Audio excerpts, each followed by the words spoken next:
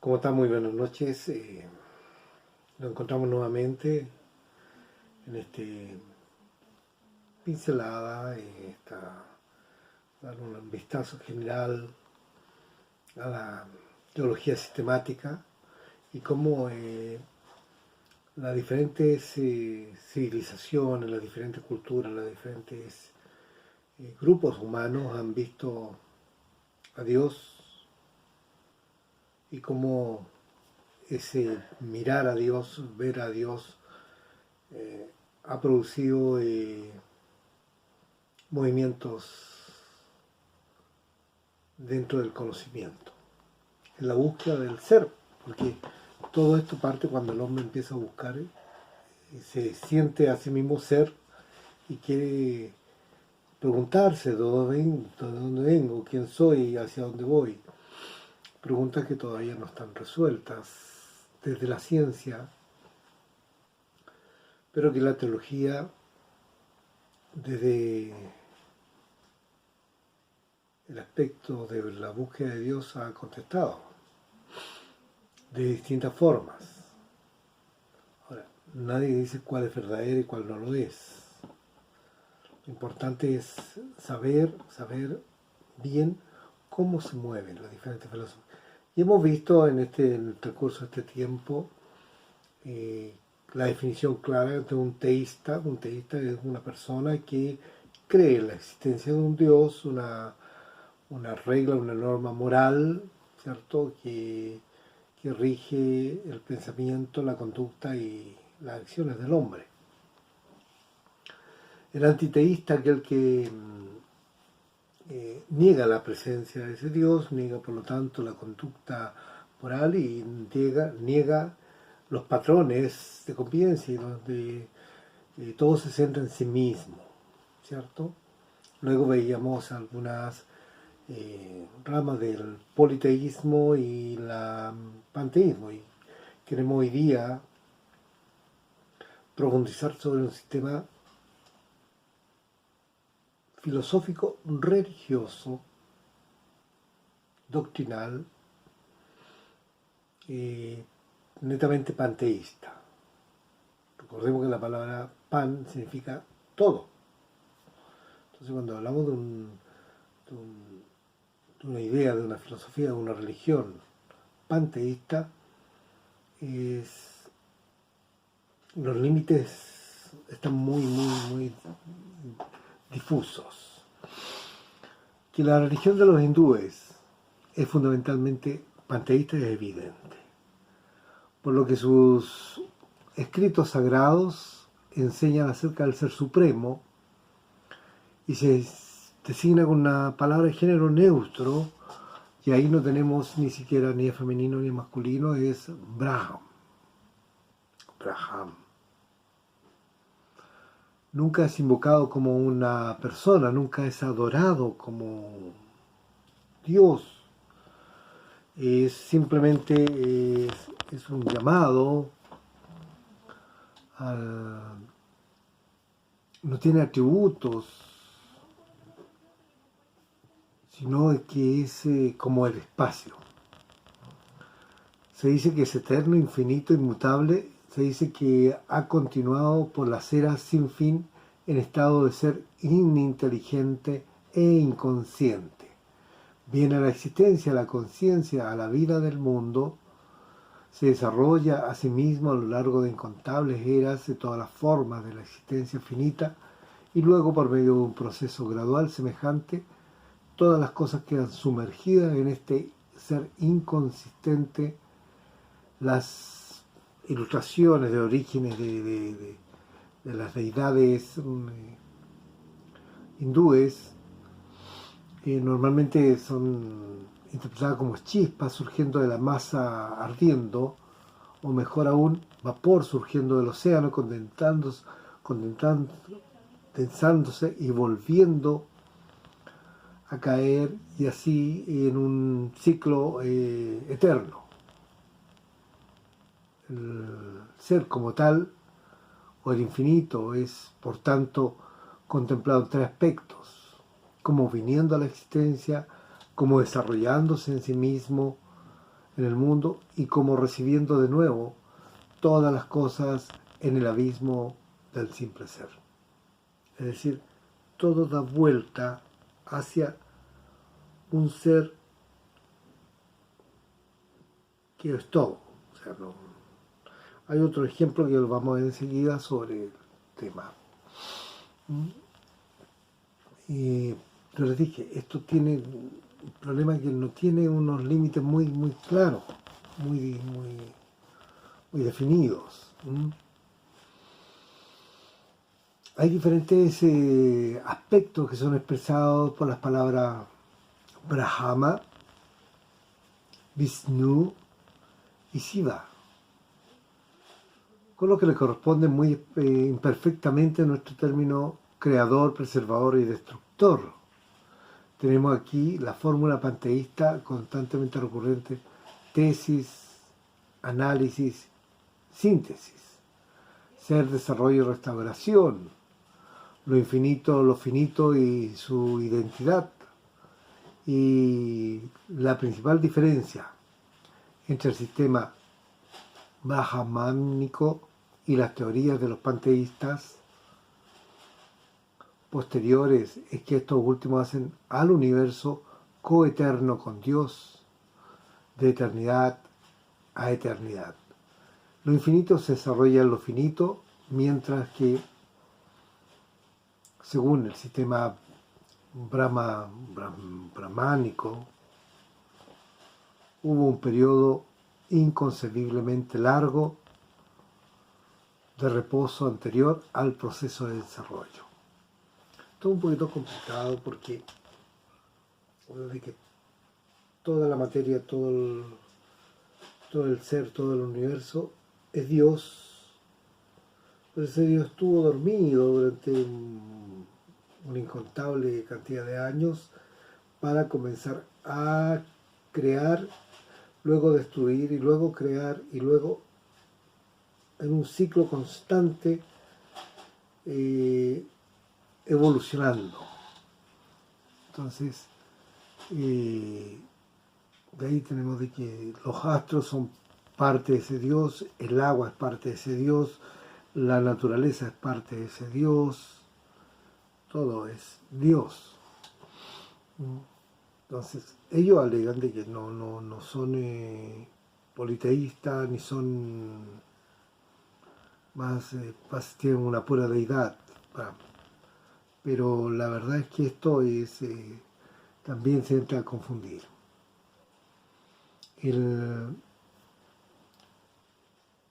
Después de millones de eras, debe ser seguido por un proceso semejante de inconsciencia y reposo. Veamos cómo está esta relación de un ser infinito con nuestro mundo, con lo que nosotros habitamos. Y la relación de Dios con el mundo es más bien de lo infinito con lo finito. Es la misma el sistema brahmánico como los otros sistemas panteístas. La relación ya ha sido indicada, es la identidad del mundo, es la forma existencial de Dios. O sea, ¿dónde vemos a Dios? En el mundo, en la naturaleza, en las rocas, en el agua, en que el mundo de por sí tiene vida, y esa vida la da ese Dios que es Brahma. Pero en grado de en una planta que en materia no orgánica, más en un animal que en una planta, más en el hombre, y hay diferentes niveles de manifestación de la deidad, donde el hombre es la máxima expresión. Y dentro de la humanidad también hay diferentes escalas sobre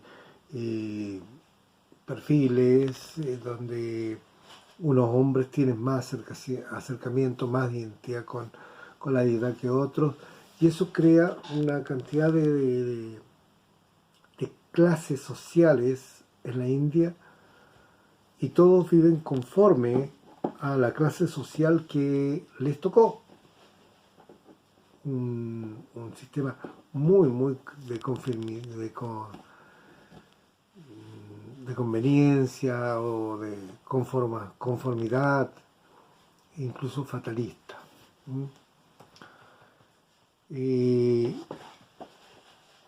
¿Hay alguna relación entre este panteísmo hindú con el politeísmo? Es que el sistema hindú es también vastamente politeísta, y en parte del panteísmo se desarrolla y se va observando que Brahma, Vishnu y Shiva, comúnmente llamados la Trinidad hindú, no son personas, sino representaciones de Brahma. Ese ser infinito que se manifiesta en grados diferentes a diferentes personas. Entonces,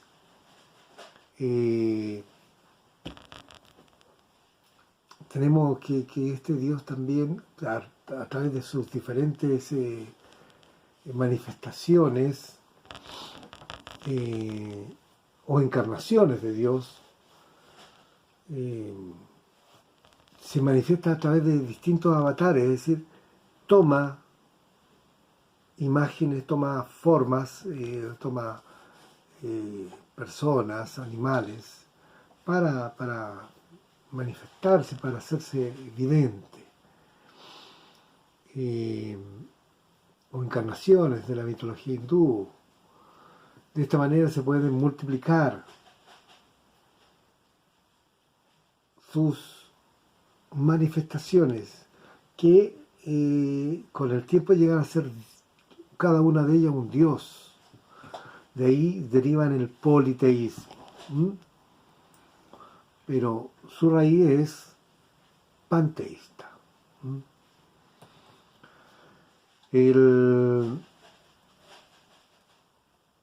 Esto explica, lo podemos ver desde el aspecto que los hindúes tienen diferentes dioses que son considerados como carentes de excelencias morales y que incluso el mal, bajo el nombre de Kali, la diosa de la crueldad y la patrona de los asesinos, puede ser objeto especial de reverencia. En cuarto lugar, ningún dios, ni siquiera Brahma ni Vishnu, es, según el sistema hindú, inmortal. Todos los dioses, deidades, ya sean femenino o masculino, deben al final quedar sumergidos en el abismo del ser infinito e inconsciente. Es decir, que incluso las deidades, los dioses que se han resultado de estas diferentes manifestaciones, tarde o temprano perecen y quedan, vuelven a ser parte de ese infinito inconsciente. En el panteísmo, al nacer del ser Dios y no reconocer ningún atributo más que el poder de los objetos de adoración, separa, divorcia la moralidad de la virtud, de la religión. O sea, la religión es amoral, no teniendo límites para ninguna de las conductas humanas. Este sistema no tiene la capacidad, por muy sinceramente que se abrace, para contrarrestar las leyes de la naturaleza, porque la Biblia nuestra, la teología cristiana, enseña de que el corazón del hombre es inclinado a toda maldad. Y si lo vemos desde el punto de vista filosófico, los griegos decían, el hombre nace esencialmente malo.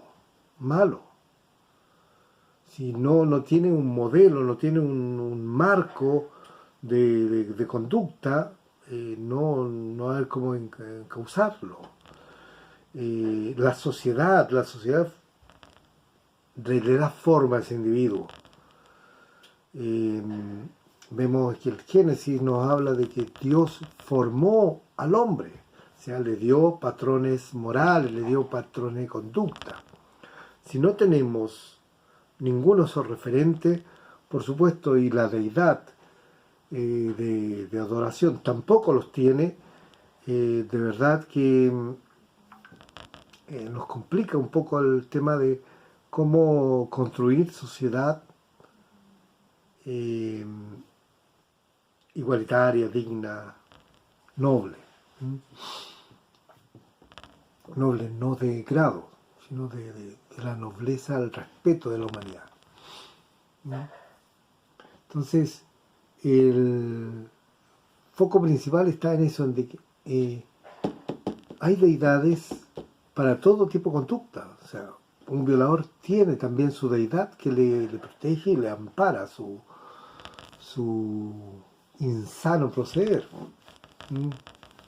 Que eso hoy día está regulado por leyes, pero esas leyes son copias de otros sistemas, no desde su religión. Normalmente las leyes que las culturas humanas tienen como referente a Dios, la Biblia, aunque no sean culturas cristianas o teístas. El gran problema dice aquí que el objeto de toda la observación religiosa era la final absorción en Dios. Todos los dioses llegan a su mismo fondo. El objeto inmediato era propiciar algún poder para que el adorador pudiera ascender a uno o más peldaños hacia su estado en el que posiblemente sería absorbido, ¿cierto? Llegar al nirvana.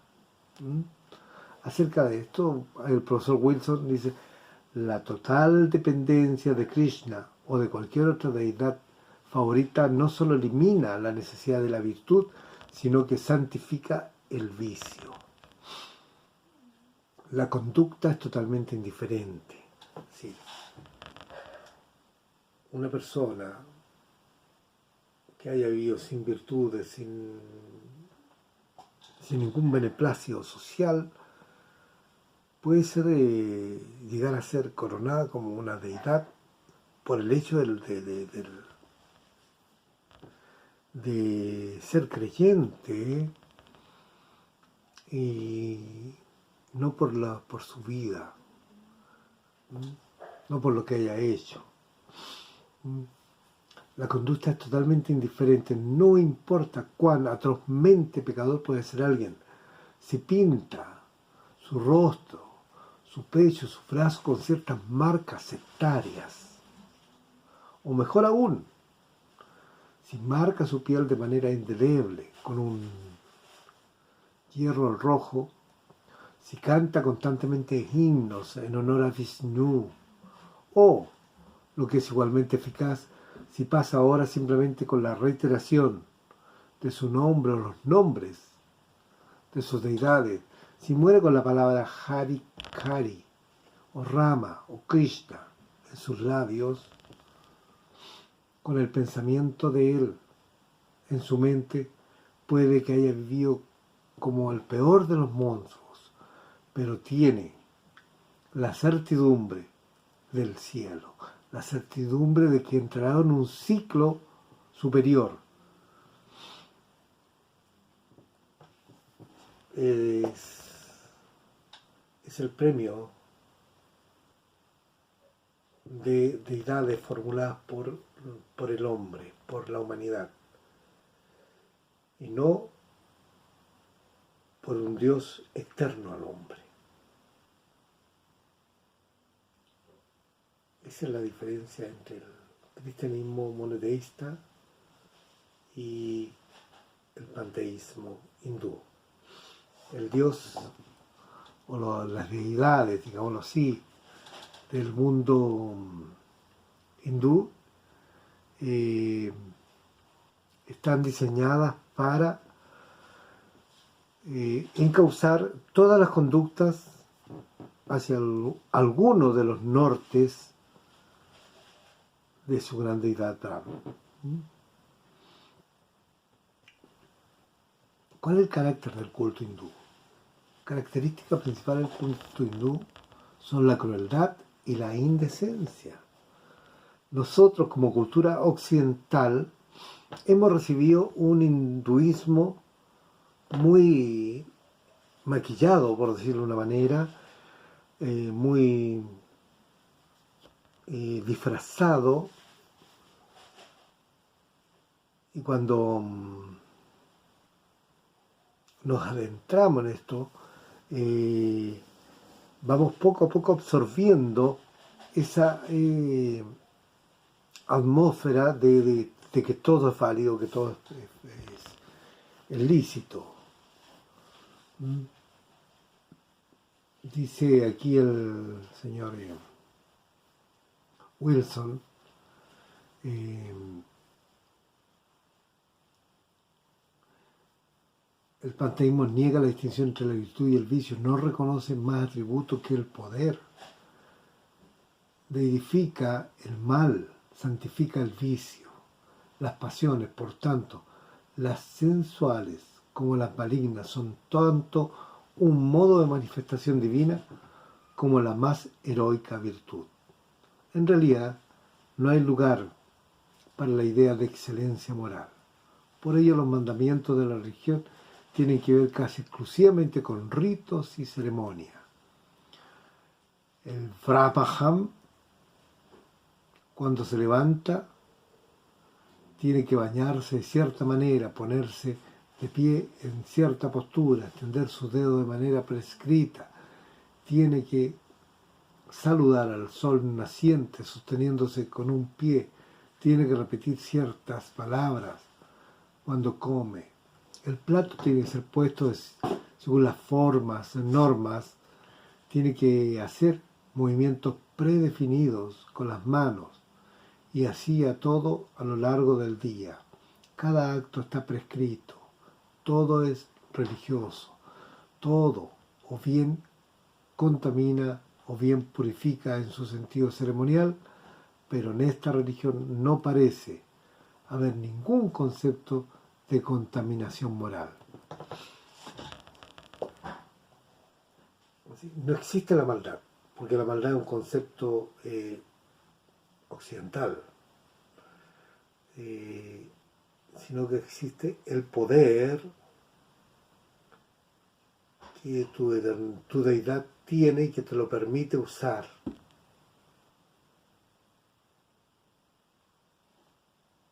Entonces, se hace complicado entenderlo para nosotros que estamos acostumbrados a estar dentro de una normativa. O sea, no se nos pide de que nos levantemos de determinada forma, nos lavemos de determinada forma, caminemos de distintas y vivamos de acuerdo a los ritos, lo que podríamos llamar sacerdotes de ese panteísmo. Son seres predictivas, sus movimientos, sus acciones son todas predictivas porque están todas escritas. Y en la medida que ellos más al pie de la letra lo hacen, más santos son. Entonces, hace pocos años atrás se premió a Lama con el Premio Nobel de la Paz, sin entender que para ellos paz y guerra son sinónimos, porque no hay una gran diferencia. ¿De dónde nacen los mejor dicho, cuál es la relación de los hindúes sobre el ser humano, la antropología? La antropología de los hindúes demuestra el carácter panteísta en todo su sistema. El hombre es solo parte de este Dios. Mire, lo definen así, dice, es comparado con un poco de agua salada guardada en una botella. Si yo tomo un poco de mar, lo pongo en una botella, ¿cierto? Y en cualquier momento yo tomo esa botella y la vierto al océano. El agua dentro de la botella es la misma en su naturaleza que la de afuera. Tan pronto como la botella se rompe, el agua dentro de ella se pierde en ese vasto océano, pasando a ser parte de un todo. Otra ilustración del destino del alma es el que un montoncito de sal echada al océano de inmediato desaparece. Su individualidad se pierde para ser parte de todas esas sales que contiene el mar. La absorción del alma es la más grande bienaventuranza que el panteísmo ofrece a sus seguidores.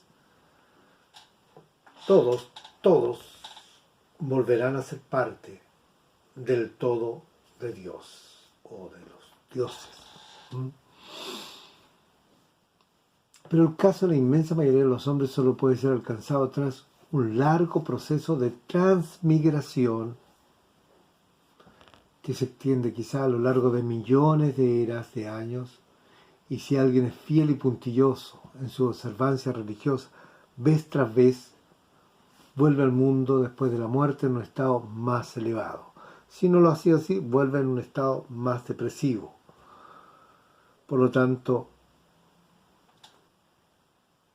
este principio de la reencarnación es un proceso de evolución cíclica.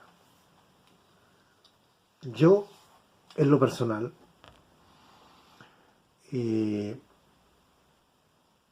aceptaría este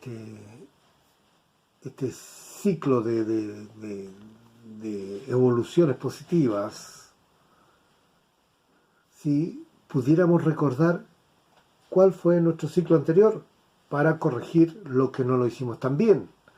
Pero si nacemos sin memoria, ¿qué vamos a corregir?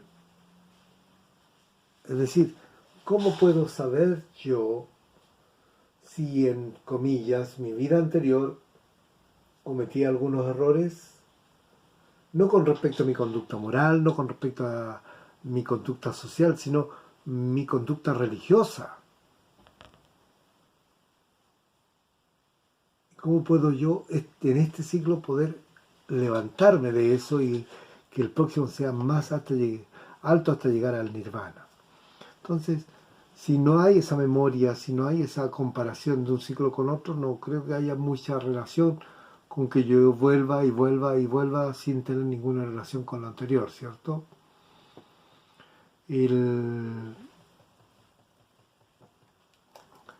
Esas serían más o menos las diferentes acercamientos, curiosidades de los hindúes, del panteísmo hindú. Me gustaría que la próxima semana viéramos el panteísmo, no, el politeísmo griego. ¿Les parece?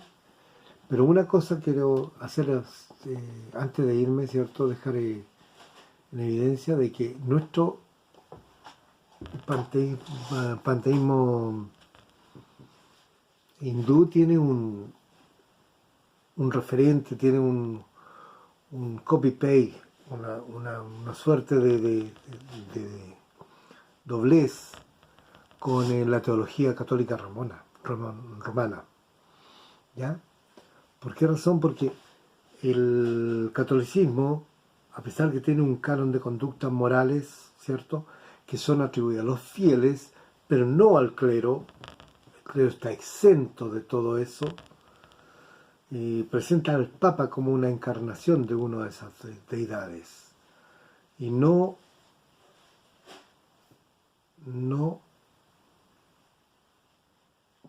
participa de las mismas normas. Son sujetos que han logrado evolucionar a un nivel que está por sobre la vida de los demás.